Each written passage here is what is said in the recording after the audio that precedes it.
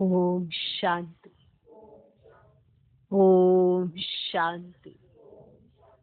आज की तारीख है 6 जनवरी 2021। साकार महावाक्य। बाबा कहते, मीठे बच्चे, तुम जो भी कर्म करते हो उसका फल अवश्य मिलता है। तुम जो भी कर्म करते हो उसका फल अवश्य मिलता है। निष्काम सेवा तो केवल एक बाप ही करते हैं। निष्काम सेवा तो केवल एक बाप ही करते हैं।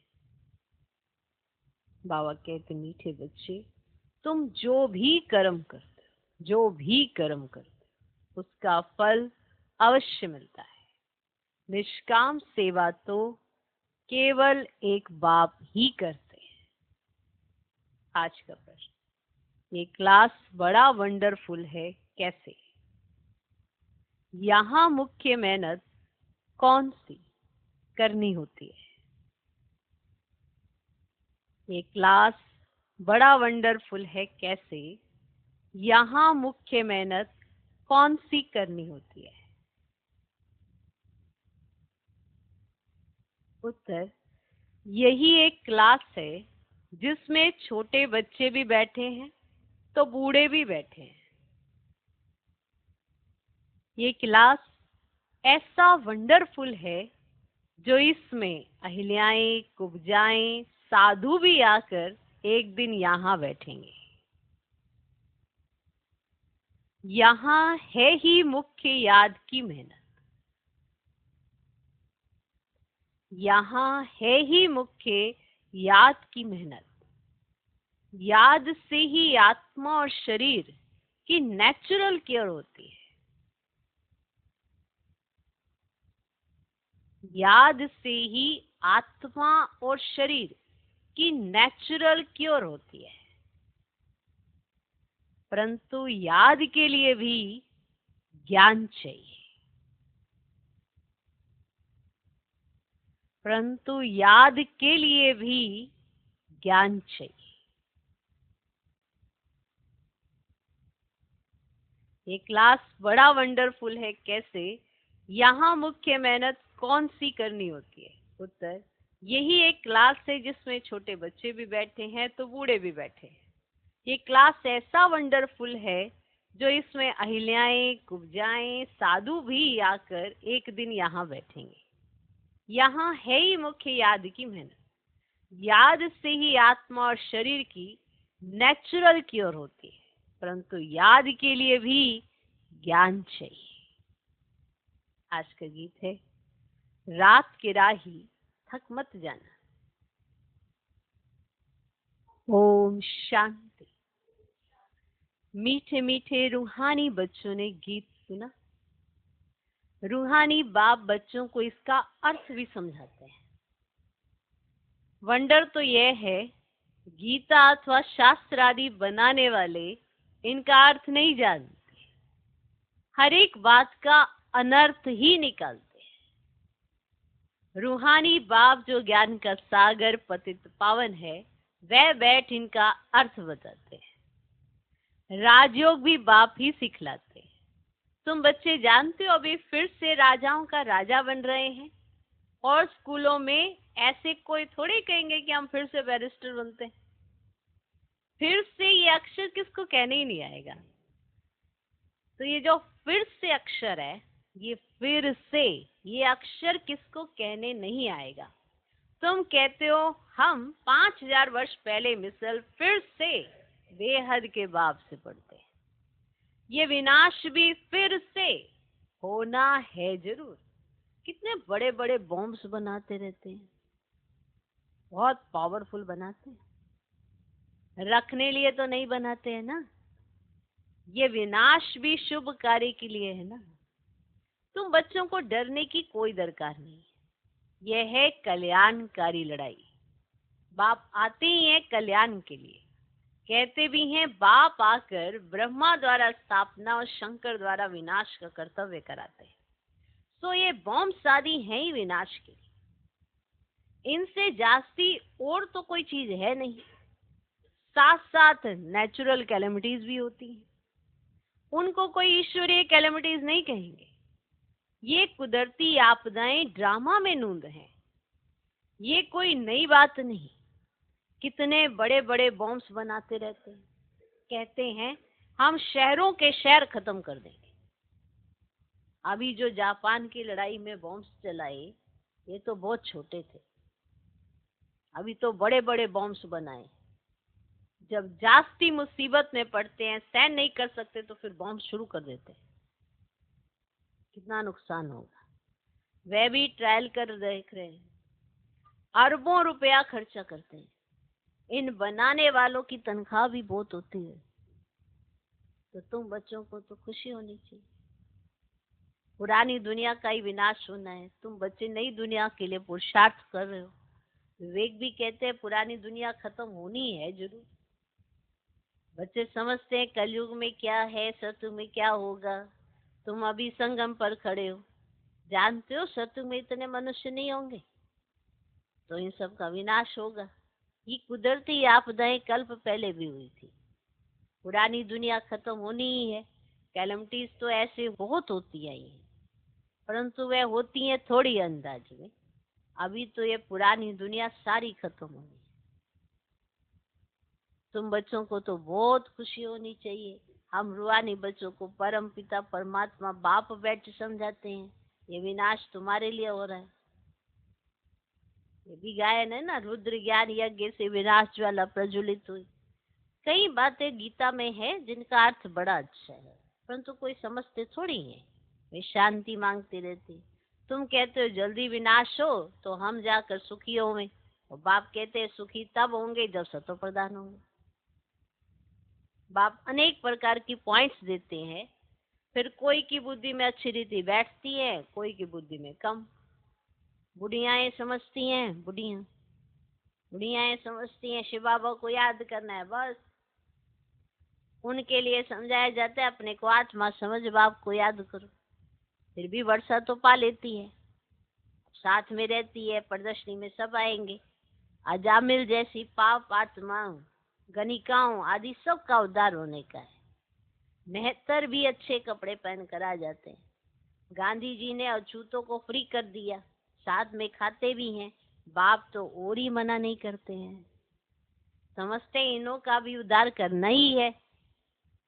काम से कोई कनेक्शन नहीं कि कौन क्या कार्य कर रहा, इससे कोई कनेक्शन नहीं है। इसमें सारा मदार है बाप के साथ बुद्धि योग लगाने का। बाप को याद करना है। आत्मा कहती है मैं अछूत।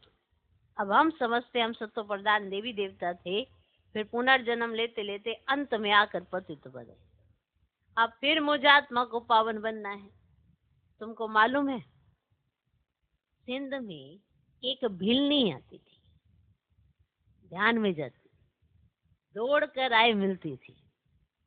समझाया जाता था इनमें भी आत्मा तो है ना, आत्मा का हक है अपने बाप से वर्षा लेना।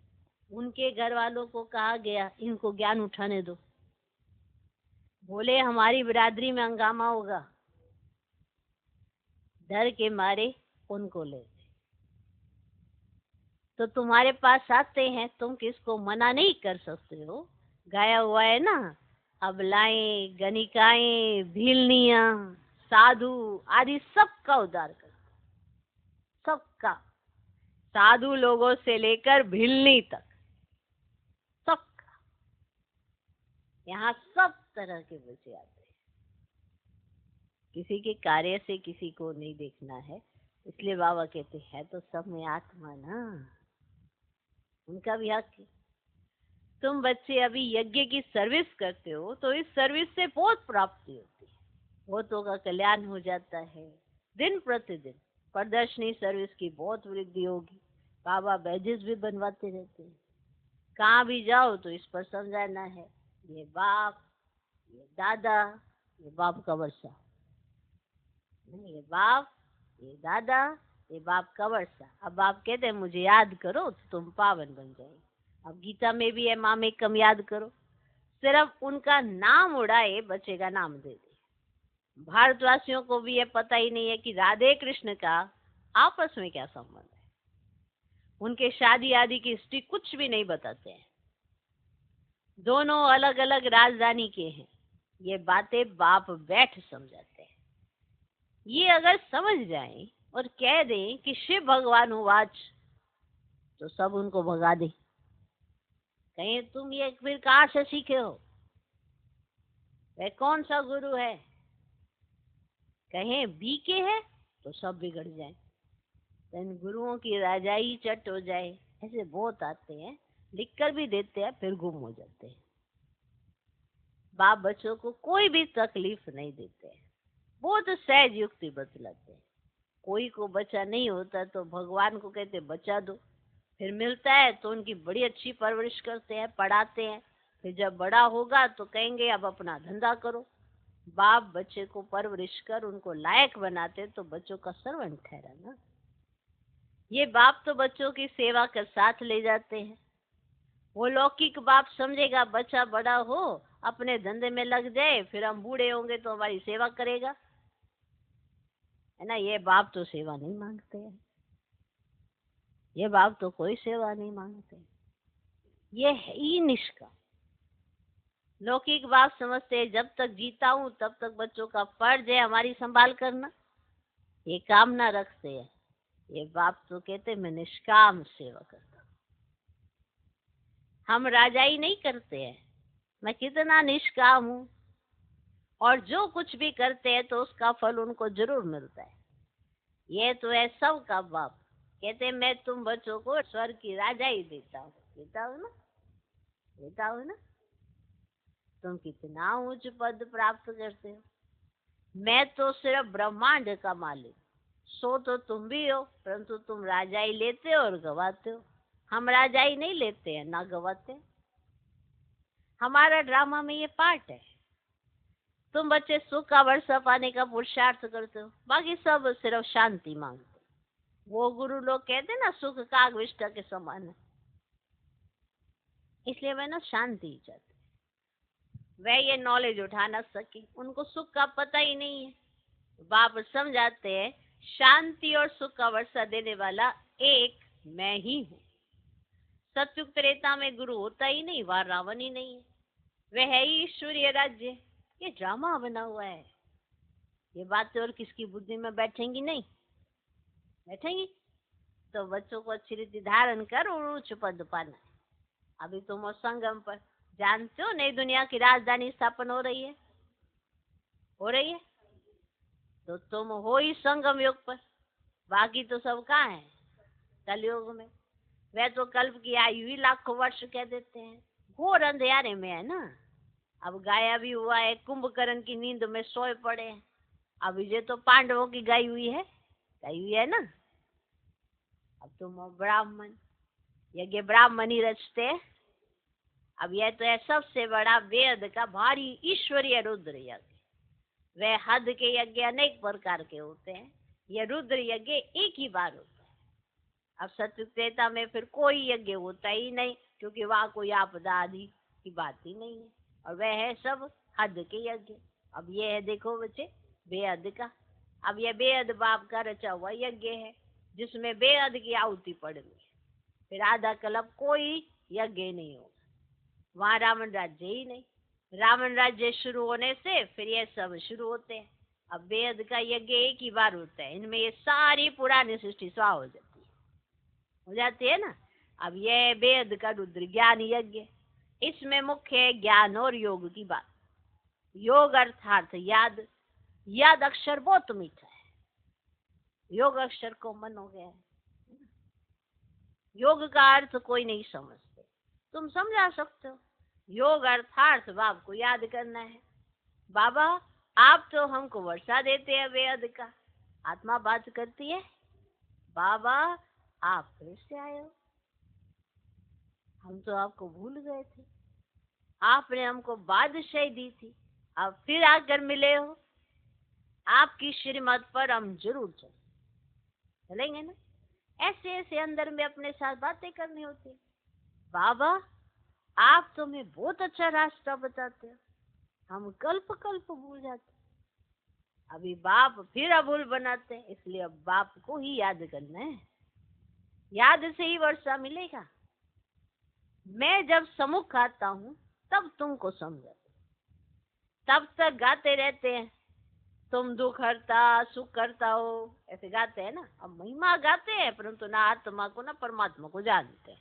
अभी तुम समझते हो, इतनी छोटी बिंदी में अविनाशी पाठ नूंदा हुआ है, ये भी बाप समझाते हैं।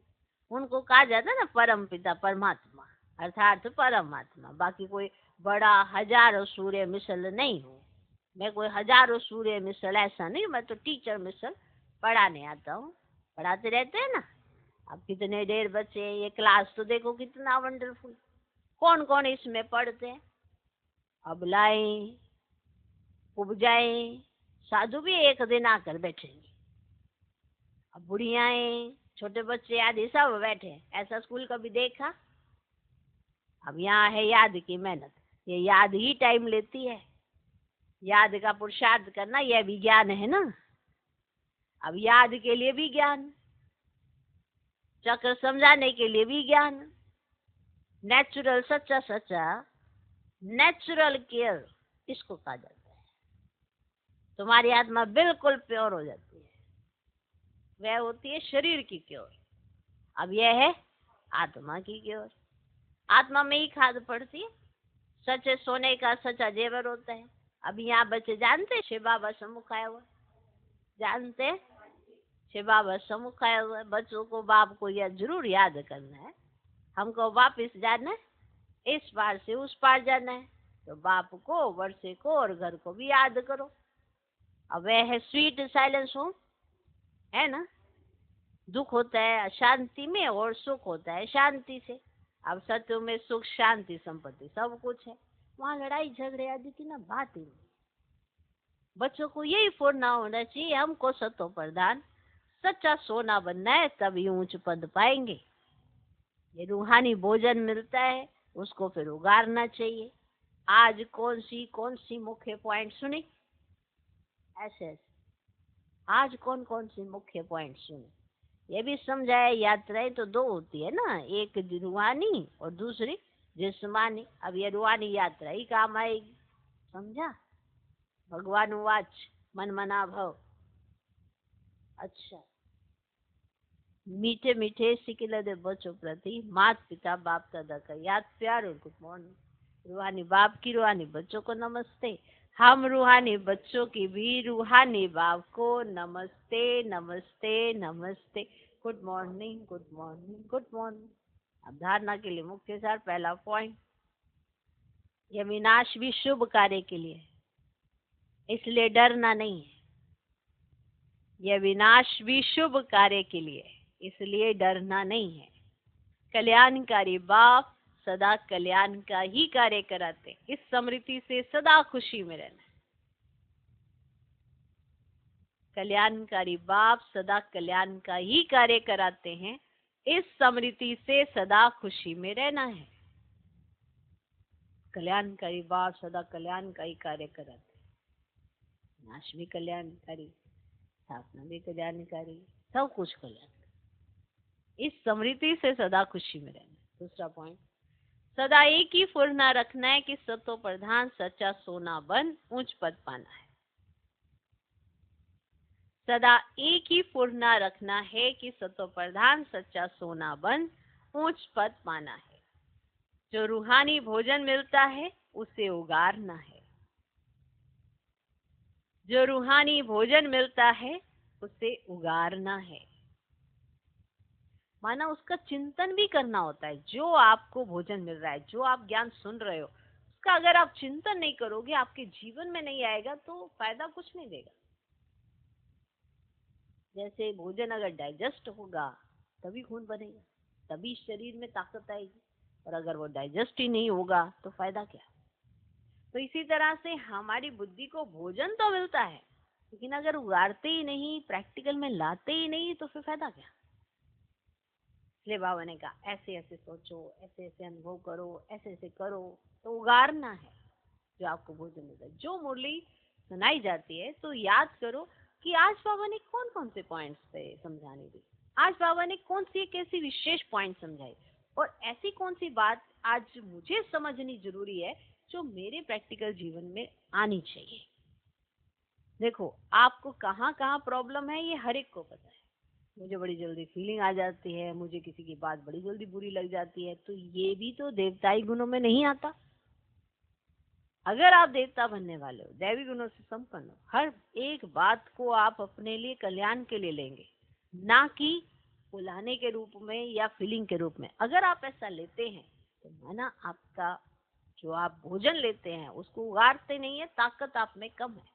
इसलिए छोटी छोटी बातों में आप या तो दिल शिकस्त हो जाते हैं, या हार्ट फेल हो जाती है, या कुछ ना कुछ बात आपको लग जाती है, या आप झूठ बोलना शुरू कर देते हैं सिर्फ अपने को बचाने के चक्कर में।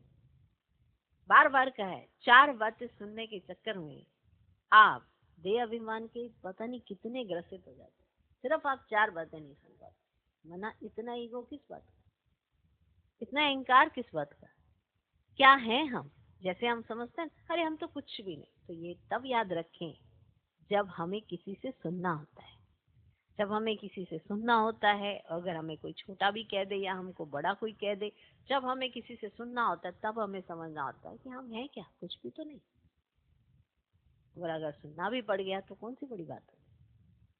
लेकिन इस तरह की धारणा हमारी नहीं होती तो हम फ्लेक्सिबल नहीं बनते हैं, हमारी एडजस्टमेंट नहीं होती है। ऐसे बांस के डंडे के, इसलिए जल्दी टूट जाते हैं।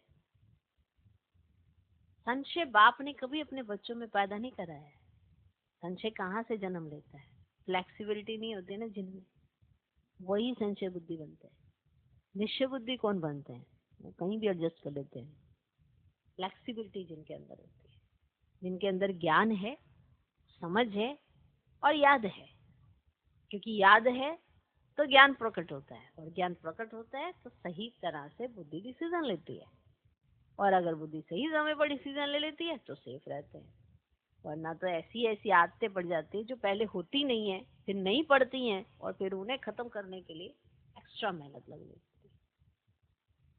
और प्रैक्टिकल में अगर आप अडॉप्ट कर लेते हो तो आप एक ऐसा करेक्टर बनते हो जो भगवान को बड़ा पसंद आता है। क्योंकि भगवान को कौन पसंद आएगा? पलटवार करने वाला, फीलिंग लेने वाला, दिल शिकस्त, हार्ट फेल होने वाला कौन पसंद आएगा? हर बात में बाप समान बनने वाला। बाबा को कितनी बातें सुननी पड़ती है, पर कभी भी बाबा उन बातों को ऐसे नहीं लेते मुझे कितनी सुननी पड़ती है, क्योंकि वो उसका रूप ही बदल लेते हैं। ड्रामा में नूंद है, ड्रामा में हर एक का पार्ट है, इस तरह से वो रूप बदल के हर एक के साथ मीठे रहते हैं। तो बनना तो बाप समान है या इसके जिसके समान बनना है? चॉइस आपकी है, खुला भंडार है, क्या बनना है आपके ऊपर निर्भर करता है। किसी को घोट घोट के पिला के बनाया नहीं जा सकता। यहाँ पर घोटना है भी अपना बनाना भी अपना है, बिगाड़ते भी खुद अपना ही है। सोच, ये सोच का खेल है। ठीक है, तो खुशियों की खान मिली है, भरपूर है। ये भरपूरते की फीलिंग जो होती है ना, जो बाबा के साथ साथ रहता है उसको बहुत होती है। क्योंकि किसी का जीवन ऐसा नहीं है जिसमें कष्ट हो जाए। ये ड्रामा में नूंद है, किसी का जीवन ऐसा नहीं होता। हर एक के जीवन में परिस्थितियां भले आती हैं पर सदा काल नहीं रहती। कारण क्योंकि थोड़ा बहुत तो ऊपर नीचे चलता ही है, लेकिन सदा काल नहीं होता। ये नहीं कि पैदा होने से लेकर लास्ट बर्थ तक वो बेचारा सांस ही ना ले पाया हो, ऐसा किसी के साथ नहीं होता। कुछ चीजें ड्रामा में ऐसी नोंदी हुई हैं, भले किसी को कष्ट भी होता है लेकिन उसको कहीं ना कहीं एक्स्ट्रा एनर्जी भी दे दी जाती है। ड्रामा में गिफ्ट होता है नहीं? जैसे आपने देखा होगा किसी को कोई डिसीज होगी तो उसके पास एक एक्स्ट्रा पावर भी होगी कि हाँ भाई अपने जीवन को और अच्छे से सरवाइव कर सकते हो। देखा है दुनिया में आपने सबको। तो फिर आप इन सब चीजों से अंदाजा लगाइए कि ड्रामा में हर एक को कुछ ना कुछ प्राप्ति जरूर होती है, लेकिन अगर आप कर्म ही श्रेष्ठ कर लो तो प्राप्ति ही प्राप्ति। हम जो भी कर्म करते हैं उसका फल हमें मिलता है। हम ये नहीं कह सकते हम निष्काम सेवाधारी हैं, हम नहीं हैं। सिर्फ एक बाबा है, क्योंकि उनको अपने इन कर्मों का कोई फल नहीं मिलना है, वो बाबा है। लौकिक में बाप कुछ भी करता है तो भी उम्मीद लगाता है, इसलिए बाबा ने समझाया। आप मुरली से बाबा के भाव को समझने की कोशिश किया करो तो आपको मुरली समझ में आने लगेगी। शब्दों को पकड़ने की गुस्ताखी मत करो, क्योंकि शब्द ऊपर नीचे आपकी दुनिया के ही अडॉप्ट किए हुए हैं, वही आपको समझ में आते हैं। शब्द तो कैसे भी अगर यूज करो तो उसका भाव ही बदल जाता है, लेकिन बाप जो समझाना चाहता है उसको समझने की कोशिश करो कि भगवान कहना क्या चाहते हैं। उस दिन आप, जिस दिन आप बाबा को अच्छे से जान जाओगे ना, पहचान जाओगे, तो ये भरपूरता का फीलिंग आएगी। तो खुशियों की खान आपको लगेगी कि मेरे ही पास है। आपकी एक्टिविटी बता देगी आप खुश हो।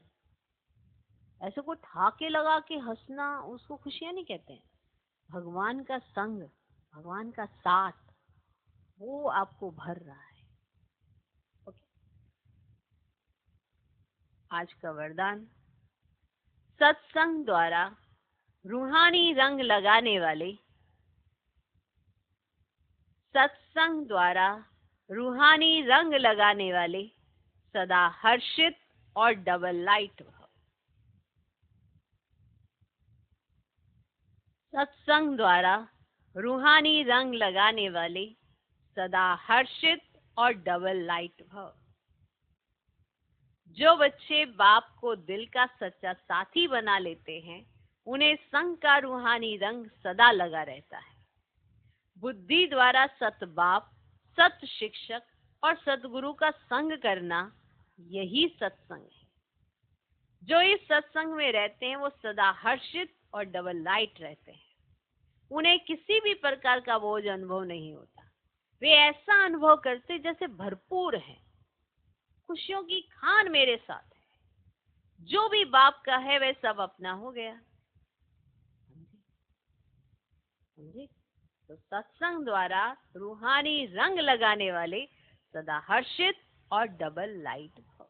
कि वो कैसे रहते हैं? जो सत्संग में रहते हैं उनको ये अनुभव होता है। क्या अनुभव होता है?